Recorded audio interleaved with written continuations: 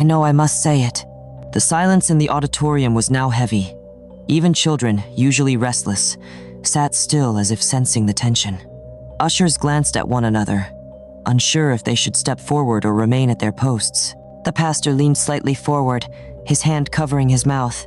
"I am here to testify," she said, "that God has opened my eyes to see things hidden in plain sight. And those things involve some of the very leaders in this church." At that moment, the room exploded with gasps. Some people muttered prayers under their breath. Others shook their heads in disbelief. A woman at the front whispered, "Jesus Christ of Nazareth," while an elderly man frowned and crossed his arms. Cameras capturing the service zoomed in on the woman's face, her calm expression contrasting sharply with the storm brewing in the congregation.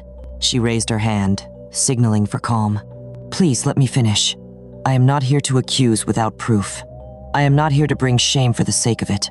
I am here because God has delivered me, and I must testify. What I know is not rumor.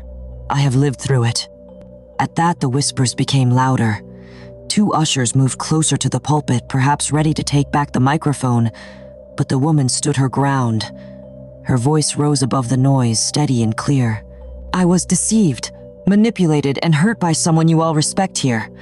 I thought keeping quiet would protect me, but God has shown me that silence only empowers wickedness. Today, I am free. I am not afraid anymore." The atmosphere in the church shifted completely. The claps and shouts of joy that usually filled testimony time were replaced with tension, disbelief, and curiosity. Eyes darted between the young woman and the pastor seated at the front, whose jaw had tightened visibly. For the first time in years, testimony time no longer felt like celebration. It felt like the unveiling of a storm. The young woman held the microphone closer and took a deep breath. "My testimony is simple," she said, her eyes scanning the entire congregation. "The truth has set me free, and I know after today, nothing in this church will ever remain the same again." The entire auditorium was suspended in silence, waiting for her next words, hearts pounding with anticipation, as the once ordinary Sunday service turned into a gathering that would be remembered for years.